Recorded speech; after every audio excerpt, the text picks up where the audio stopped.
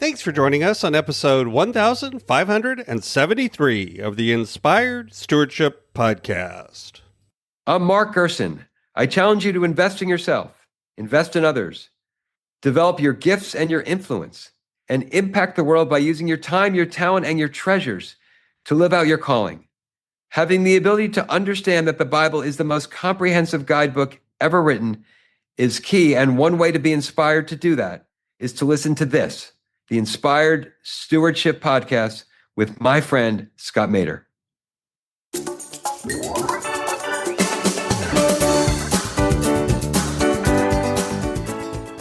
Don't be intimidated by the Bible. Don't think you have to be practicing this or that religion to learn from the Bible. The Bible is the greatest guidebook ever for everybody. So the Bible both simplifies and explains life. Like so many of the mistakes we make and the complications we get into are all because we're making things more complicated than they are.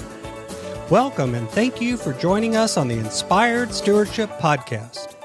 If you truly desire to become the person who God wants you to be, then you must learn to use your time, your talent, and your treasures for your true calling. In the Inspired Stewardship Podcast, you will learn to invest in yourself, invest in others, and develop your influence so that you can impact the world.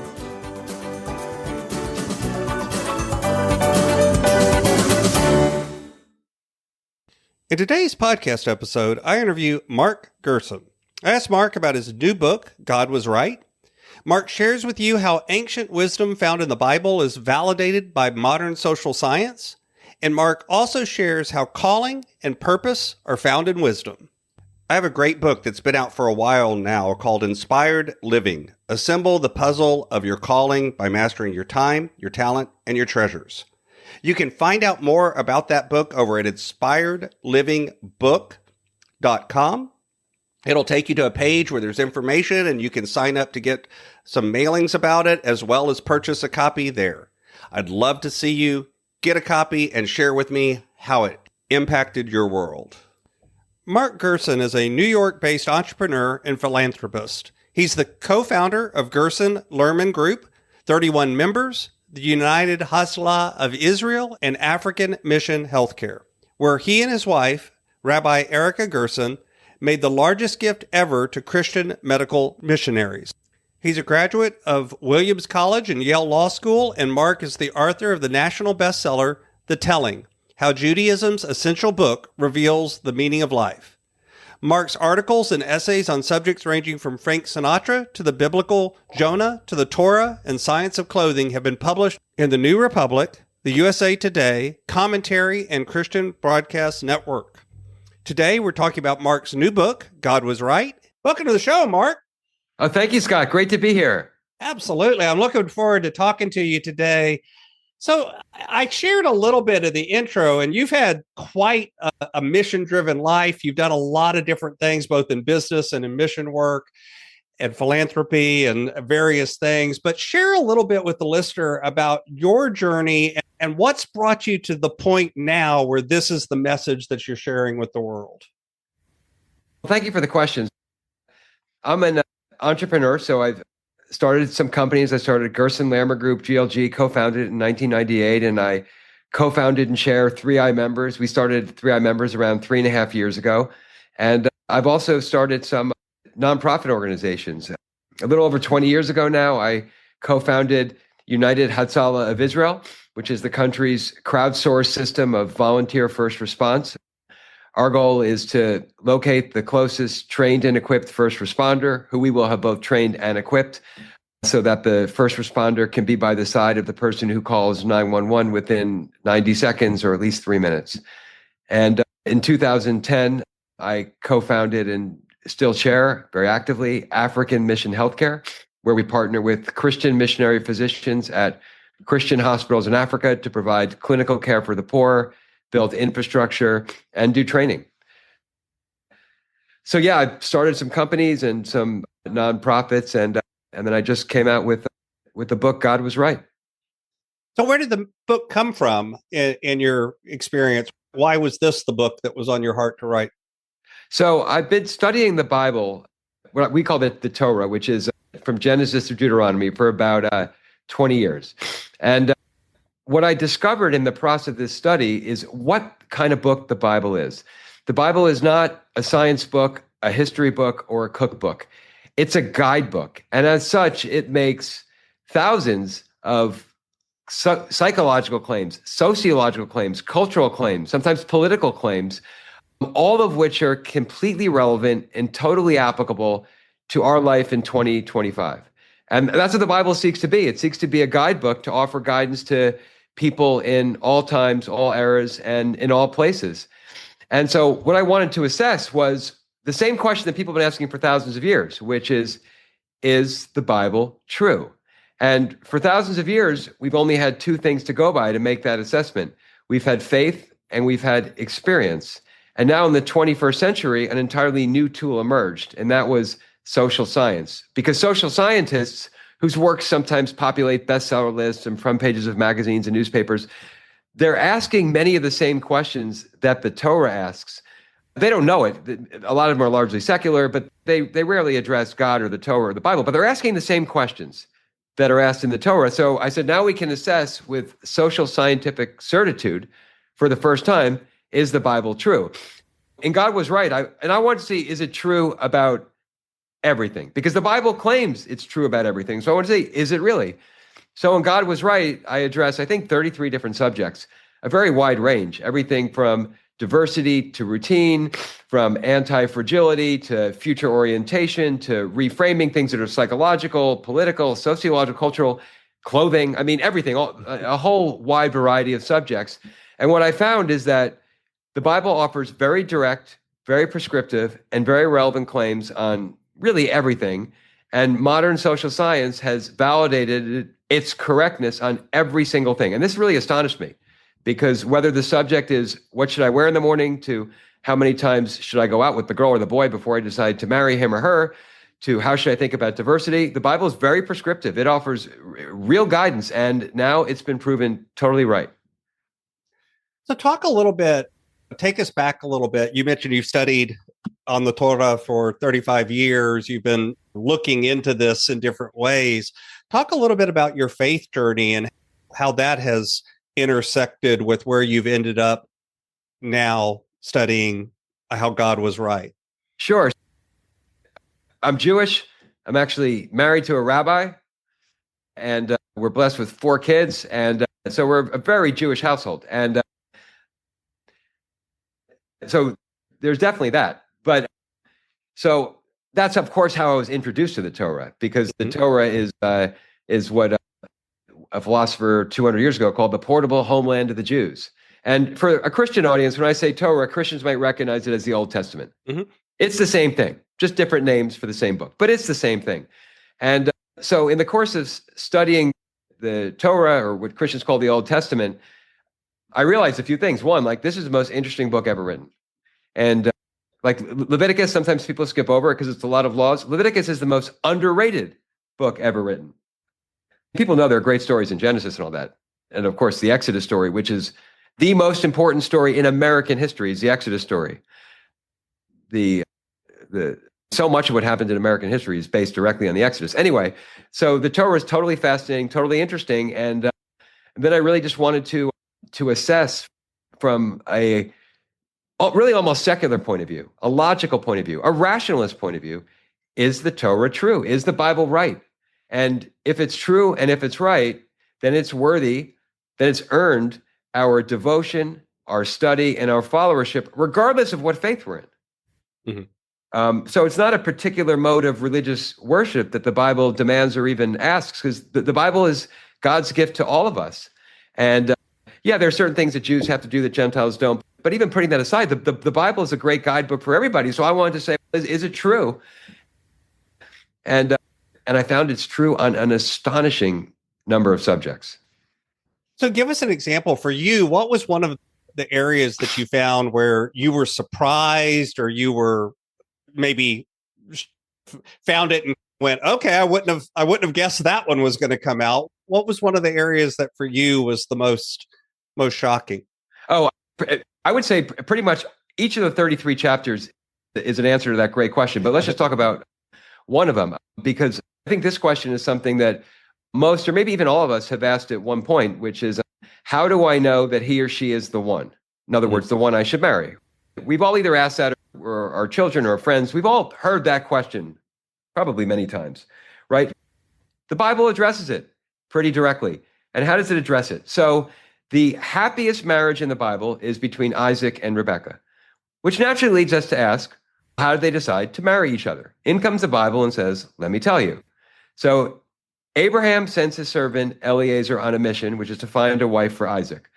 So Eliezer accepts the mission, and Abraham says, just one thing, find her in Haran. So why Haran? Because Abraham had previously made souls in Haran. So what's Abraham telling Eliezer? He's telling Eliezer, go to a good place to find a wife for Isaac. In other words, fish in a good pond, look in a good place. Eliezer says, okay. So he goes to Haran, and he meets a woman, and he says, the biblical text tells us she was very fair to look upon. 1. 2, this woman brings water for Eliezer and all of his camels, showing that she's extraordinarily generous. So on the basis of these 3 and only 3 characteristics, she's from Haran, she's attractive, and she's extraordinarily generous. Eliezer says to her, it turns out to be Rebekah. Eliezer says to Rebekah, you're the woman for my man Isaac. Now, Rebekah is given the choice, do I marry Isaac or not? Now, people who say the Bible is sexist, they really don't know what they're talking about. This is just one of many examples.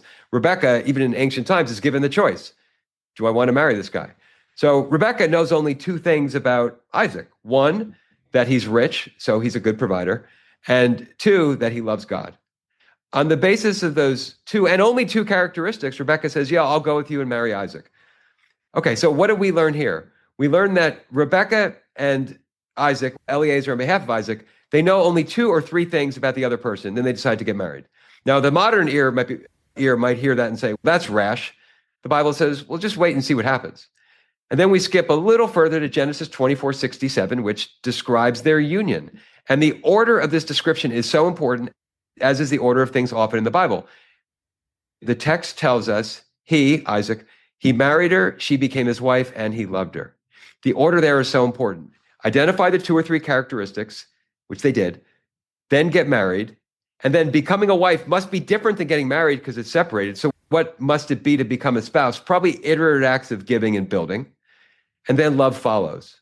So identify the characteristics, get married, start doing spouse-like things, and then love will follow. Whereas in most modern cultures, we have the notion of falling in love, which is ridiculous because you might fall in the pool, you might fall on your face, you don't fall in love. What the Bible says is love is something you cultivate. Mm-hmm. The Bible says that love follows commitment, love does not precede commitment. So this is what the Bible gives us this formula. Identify the characteristics, 2 or 3, there aren't that many to choose from, get married, do spouse-like things, and then you will experience love. And I looked into the data. Is this right? And this, and I say it with that a certain irony because it's not real, but this love marriages, those are the ones that don't follow this formula. The marital unhappiness rate is very high, perhaps approximately 70%. And that's if you take the divorce rate plus the rate of endless separation, which is the term given to the 20% of couples who've been separated for 10 years and have not gotten divorced, and the chronically unhappy. So the unhappiness rate is very high. Whereas those who practice what's called arranged marriage without coercion, and what would that be? It's like, I think you should meet this girl, I think you should meet this guy, and meet him with intention. You don't have to marry him, but meet him with intention, meet him with seriousness. Their marital happiness rate is very high. The data shows that the Isaac and Rebekah model works. And so what are the implications for each of us? If we're a young person dating, it says, just date with seriousness, intention, and it doesn't take that much time. You're just looking for 2 or 3 things, and then get married, and then start doing spouse-like things, and then you'll experience a love which will likely deepen and continue forever. Likely, not definitely, but likely. Far better than the alternative.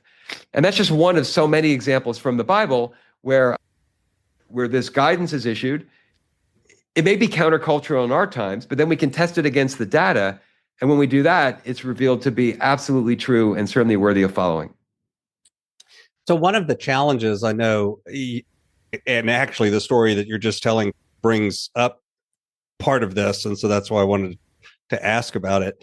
I think a lot of times when folks read the Bible, they're reading it with the eyes of it's a story, it's about belief, it's talking to our faith. but it yet also has advice that we're supposed to put into action. How do you see that tension between how sometimes we see the Bible as a belief book as opposed to an action book?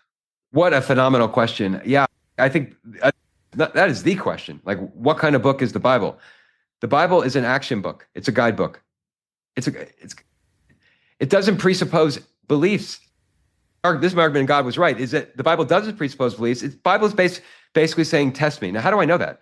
Because the central words of the Bible, the words that divide the first half from the second half, are inquire insistently. So in its very center, in the middle of Leviticus, it says inquire insistently. So as someone who takes the Bible very seriously, I say, okay, the Bible is telling me with its central words to inquire insistently. I'm going to do that because the Bible is asking me to. It's not asking me to believe a certain thing. It's telling me inquire insistently. So when God was right, I said, okay, I'm going to inquire insistently. And I tested all the biblical claims that I could find against modern social science and said, whoa, the Bible is right on everything from dating to clothing to diversity to anti-fragility to routine. No matter what the Bible addressed, it turned out to be.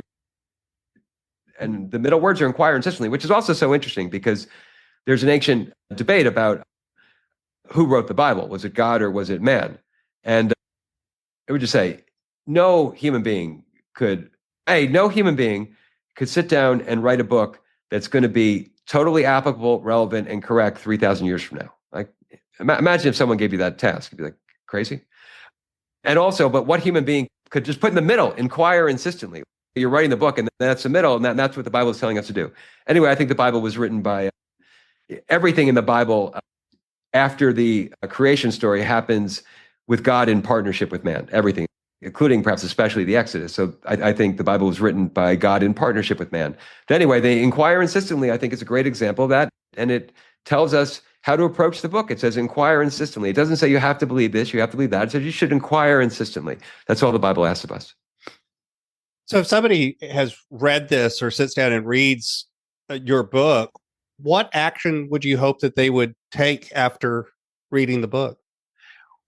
So each chapter is designed to be read independently. It's a very long book, 850 pages. I presume that not a single reader will read the whole thing from start to finish uninterrupted, or it's just, that's not what it's designed for. But there are discrete chapters. There's a chapter on reframing, which helps people to understand, okay, I'm in an unfortunate situation. I'm in a real challenge. How do I shape this situation so that I can grow from it, so that it accrues to my benefit? The biblical Joseph invented the concept of reframing. Someone might think about, how can I become wealthy or wealthier than I am now? Question lots of people ask.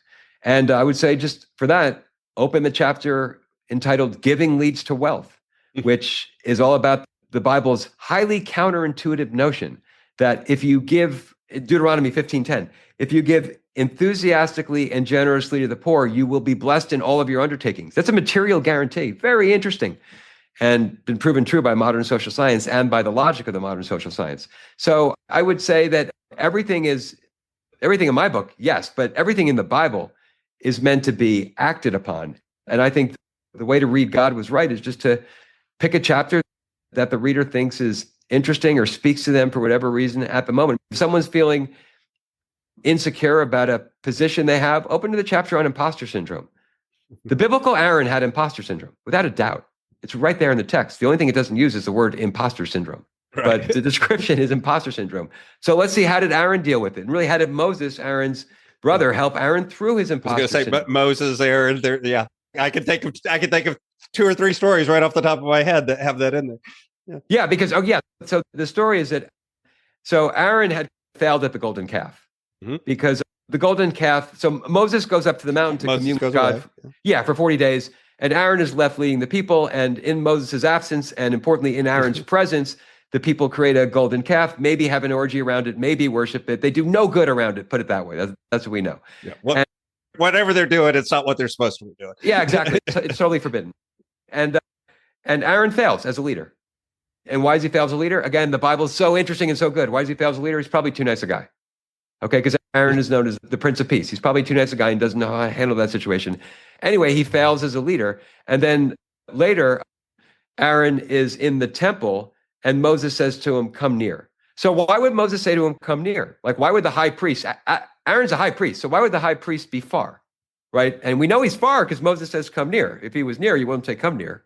So Aaron would have been far because he must have been thinking, I am not qualified to be here.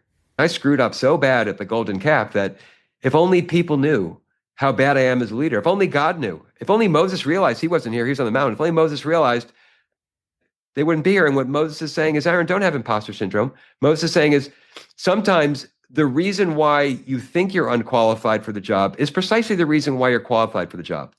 Maybe you'll be better at the job because you failed in something similar before and you've learned your lesson and now are more qualified for it. So that's a chapter on imposter syndrome. Aaron definitely has imposter syndrome.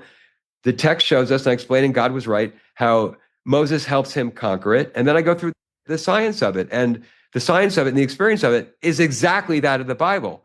And so that's just one example. So if someone's not feeling confident, read the chapter on imposter syndrome.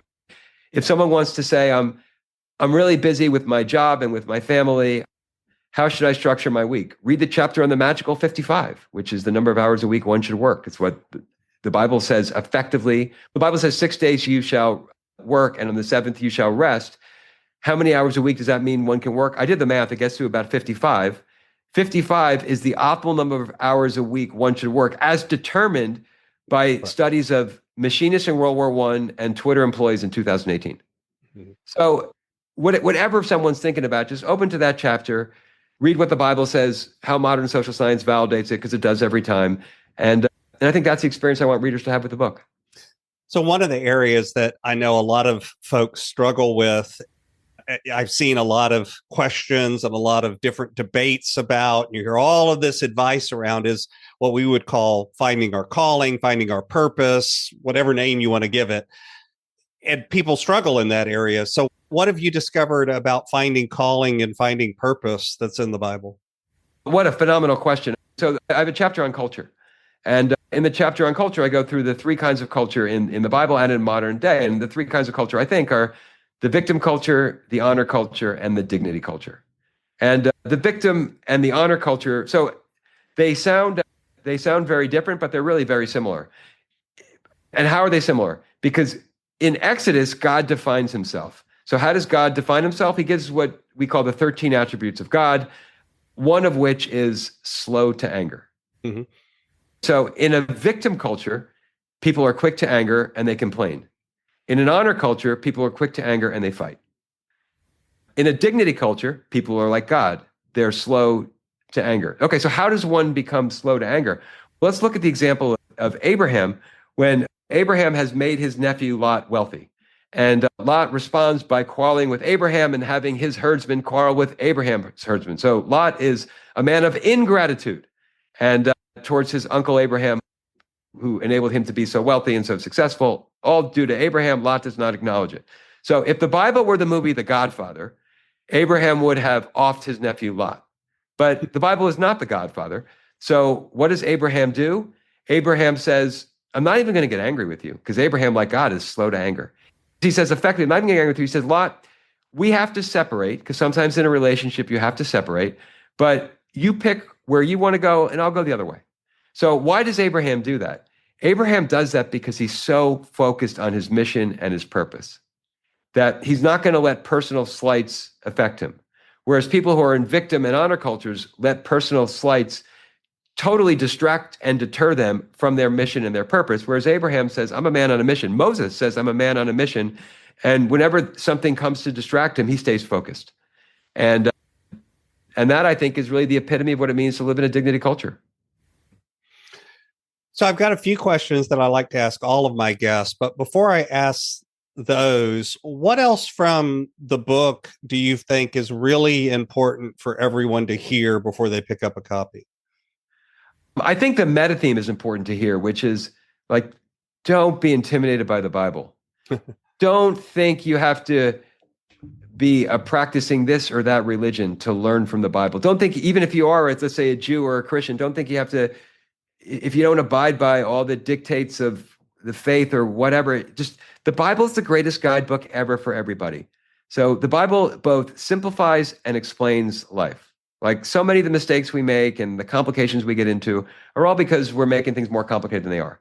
And all we have to do is follow the Bible. And regardless of what faith, I do not come to the Bible from a pious point of view. I'm a rationalist. And there's a rationalist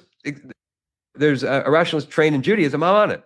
Okay, other people have different orientations. By the way, in the chapter on diversity, I go through how diversity of approach is great. Like some people are more musical or mystical or spiritual or intellectual or whatever. It's all good. But I'm a rationalist. I do not come from the pious tradition. I come from the rationalist tradition. And so the rationalist tradition is open to seekers of all kinds, Jews, Christians, people who are more secular, just people who seek the truth. And I think for seekers of all kinds, when they seek the truth, they will say, whoa, the Bible is true. The Bible helps me decide what I should wear in the morning. The Bible helps me decide how many dates I should go on with a girl before I decide to marry her. The Bible teaches me how to educate my children. The Bible, whatever the subject is, the Bible is there to help. And that's what I really hope that God Was Right accomplishes, is showing from a rationalist, secular, and logical point of view how the Bible's right about, I discovered everything. Absolutely. So my brand is Inspired Stewardship, and the name of the podcast is Inspired Stewardship. And yet stewardship is another one of those words that comes up a lot, and different people struggle with what does that mean. So for you, what does the word stewardship mean to you? I think it's a really profound, not just word, but concept. And it has deep biblical roots. And when I think of stewardship, I think of the Torah's teaching about the gifts that each of us have. And so there's a great teaching. It's actually not from the Torah, but derives from the Torah, but very early on, probably 2,000 years ago, which says that every Jew is a guarantor for every other Jew. And certainly Christians can say the same thing about Christians, or any group can say that about itself. Like we're all guarantor. So every Jew is a guarantor for every other Jew. All right. So what does that mean? So the great Rebbe Mark Gerson, he passed away in 1994, one of the top 5 of all time. He's the founder of the movement that a lot of people will know of as Chabad. He said, and I love this because this is totally rationalist. He said, if every Jew is a guarantor for every other Jew, he said, if you guarantee something for somebody else, you have to be richer than that person in that thing. So if, Scott, you guarantee an apartment for one of your children, you better be wealthier than your child, or else the landlord's not going to take your guarantee. Right. The landlord looks at you and goes, "Why are you signing?" Exactly.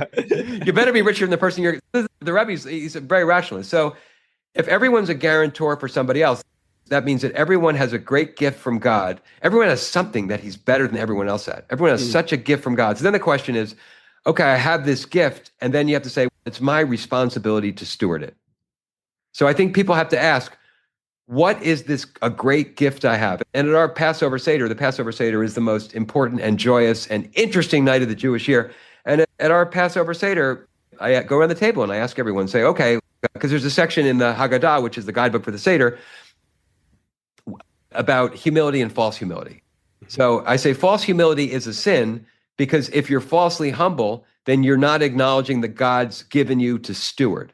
So I would say everyone who's interested in the all-important concept of stewardship has to first ask, what does God want me to steward? Sometimes it's money. It's, in other words, we all have some money. And so and actually I have this in the chapter on giving, it's actually even a recipient of charity, the first obligation he has is to become a giver. Because the Bible wants to make us a community of givers, and there's dignity in giving. So certainly everyone has money to steward, and say, I've been given this gift of money. How can I steward this gift for God's purpose? And then everyone has a gift of a skill. And I go through, in the chapter on diversity again, I go through all the different skills that God enumerates for the building of the tabernacle. There are weavers and carpenters and all kinds of things. Why didn't God or Moses just act like the client and say, build the tabernacle? And like, you figure out. No, but he says woodworkers and goldsmiths, because God is appreciating and acknowledging and honoring all the different skills. So everyone has a skill. So I think everyone should say, what is my skill? What am I great at? What am I so great at? I might be greater at this than anybody else. And then think, how can I steward it? Why did God give me this gift? And how can I contribute this gift for God's glory, or to prepare the world for the Messiah? Or how don't think about such religious terms. So everyone thinks about, how can I better the world with this gift that God's given me to steward? And I think what you said about false humility is important too, because I have seen a lot of people that push their giftings away, because when others acknowledge it and say, Mark, you're so great at whatever it is. And we do that. Oh, no, I'm not really. We always try to push that gifting away instead of acknowledging the fact that maybe that is something I'm supposed to lean into and exactly, live out. Exactly. Imagine how much worse the world would be if Martin Luther King had said, "Yeah, I'm okay at speaking." Would the world be better or worse? Like far worse? Or yeah, I'm not that great a leader. No, you're the best speaker ever, and you're a great leader, and we're all the better for it. Or if Michael Jordan had said, "Yeah, I'm pretty good at sports, but there are others too." Yeah. He presumably said something like, "I have the ability to be the greatest," and only when you can say that, that can those gifts be realized and contributed. And I think everyone, you don't have to be an all-time great like Martin Luther King or Michael Jordan. I think everyone should think about what great gift do I have? Everybody has something, and then how do I contribute it? Some people are great plumbers or great carpenters or great authors, or someone's great at everything, and I think everyone should identify. I think it's a really useful educational technique. We do it at the Seder, but people can do it anywhere. Just ask the kids, what are you great at? And if the kid recoils in false humility, it's a good opportunity to explain, no, don't be falsely humble. God gave you a great gift. Let's talk about that gift. Now, you're not going to brag about the gift. What we're going to do is we're going to discuss how we're going to use that gift to help mankind. Right. And it's not even about, are you, quote, better or worse at it than somebody else? Right. How are you going to use it? Exactly. Right. It's not a quality thing. It's not qualitative. It's quantitative in a way. It's almost, how are you going to use it? How are you going to multiply it? How are you going to lean into it? So this is my favorite question that I like to ask everyone, Mark. Imagine for a minute that I invented this magic machine. And with this machine, I could take you from where you are today and transport you into the future, maybe 150, maybe 250 years. And through the power of this machine, you were able to look back and see your entire life, see all of the connections, all of the ripples, all of the impacts you've left behind. What impact do you hope you've left in the world? What a phenomenal, not only a phenomenal question, but a beautiful way to look at the world. And I think it's a very biblical question because Moses, the great hero of the Torah, when at the end of the Torah, Moses does not get to the promised land. Nope. And so then we have to say, why in this story does Moses not get to the promised land? I think it's God's way of telling us that if we want to be like Moses, which all of us should try to do, then we should set a goal for ourselves that we cannot accomplish in our lifetime. And that we'll have advanced towards that goal, but we'll die not having accomplished it. Just like Moses advanced towards the goal of the people getting into the promised land, but he dies before they can get there, and that's why he can't get there. So I think that's the first thing. I think that my wife and I we're really blessed to have been introduced to the philanthropic organizations that we've co-founded. United Hatzalah of Israel, which is Israel's crowdsourced system of volunteer first response. Eli Beer, who's my partner at United Hatzalah, he's a great tzaddik, which means righteous or wise man, and he's also just the greatest entrepreneur and practical implementer. Eli saw a problem, which is he was a young man volunteering on an ambulance, and he realized he got to a lot of dead bodies, but hadn't saved anyone's life because he always got there too late. And he said there was one particular story of he was on the ambulance, gets to the scene, and a child had choked to death on a hot dog, and this is in Jerusalem, and a neighbor came by and said, "Why didn't somebody call me? I'm a doctor. I could have come over and saved him." Mm-hmm. And so Eli took that story and that experience and said, when someone calls 911, they don't need an ambulance right away. They need a trained and equipped first responder right away. And therefore, when the ambulance comes 10 minutes later, which it will do even in the most advanced cities, New York, Dallas, Tel Aviv, doesn't matter. It's going to take 10 minutes on average. Eli said, and Eric and I were so blessed to be able to join him in this mission. An ambulance might come in 10 minutes, but a trained and equipped first responder who can be notified immediately, which can be done now, of course, due to GPS, can get there within 90 seconds and save a life. So we're expanding that every day throughout Israel, and our dream is that this will be one of Israel's gifts to the world and expanded globally. And also our work in Africa, where it's a similar kind of thing in the sense that we've been really blessed to have discovered this opportunity to partner with the best people we know, the best people in the world who are Christian missionary physicians who are devoting their entire lives to go serve those whom they'll quote the book of Matthew, the least among us. And they devote their entire lives to living like Jesus would want them to. And we as Jews so admire that. And we're just so fortunate to be able to partner with these Christian missionaries, many of whom are our friends, all of whom we immensely admire, to provide necessary and indispensable and often the only care to people in their region. And not only do we help them do that, but we help them build and expand so that there's more and more care available to people in Africa now, and certainly much more in the future. I think our philanthropic endeavors are, when we look back, we want to do everything we can to help build them and to help really save lives, ameliorate pain, and create opportunities for the poor, which these organizations certainly do. So what's on the roadmap for you? What's coming next as you continue on your journey? What's continuing, certainly in our philanthropic lives, United Hatzalah, African Mission Healthcare, I mean, doing more. The more volunteers that we can train, equip, and deploy United Hatzalah means that the greater the chance there is that someone who calls the equivalent of 911 is within 90 seconds of someone who can be there immediately and help the person, help dislodge the item from someone's throat, help defibrillate the person having a heart attack, help rescue the person drowning, help stop the bleeding pursuant to an accident, whatever it is. So the more money we raise, the more volunteers we can deploy, and the better the chance that anyone who calls 911 will have someone by his side within 90 seconds. At African Mission Healthcare, what's next? I'm just thinking about the work we do in maternal child care in Uganda. It's the best ROI, return on investment in the world. For a little over $300, we're able to enable a woman to get a C-section who otherwise wouldn't, to have a birth injury repaired that would otherwise devastate her for the rest of her life. And so instead of living in the devastating condition of having a birth injury for just a little over $300 in the hands of, in this case, these nun doctors in Uganda, were able to get those birth injuries fixed and enable the mother to return healthy to her children and her husband and her community. And there's so much more we can do. So we just want to just have the ability to fund more and more of it, because we know it works. It's like any kind of investment, putting on my business hat from any kind of investment, that the investment's working, you just want to put more money into it. And that's how we feel about these philanthropic endeavors. So you can find out more about Mark Gerson and his book, God Was Right, at godwasright.com.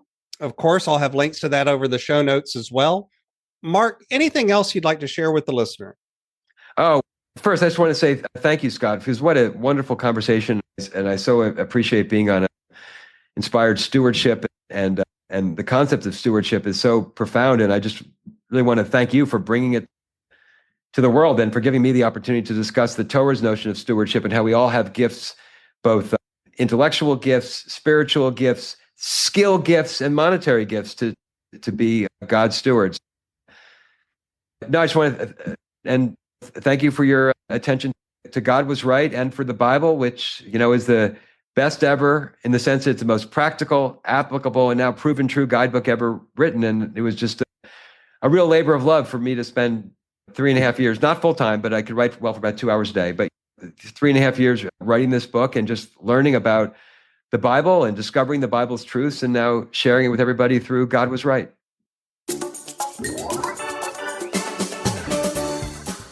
Thanks so much for listening to the Inspired Stewardship podcast. As a subscriber and listener, we challenge you to not just sit back and passively listen, but act on what you've heard and find a way to live your calling. If you enjoyed this episode, please do us a favor. Go over to inspiredstewardship.com/iTunes rate, all one word, iTunes rate. It'll take you through how to leave a rating and review, and how to make sure you're subscribed to the podcast so that you can get every episode as it comes out in your feed. Until next time, invest your time, your talent, and your treasures.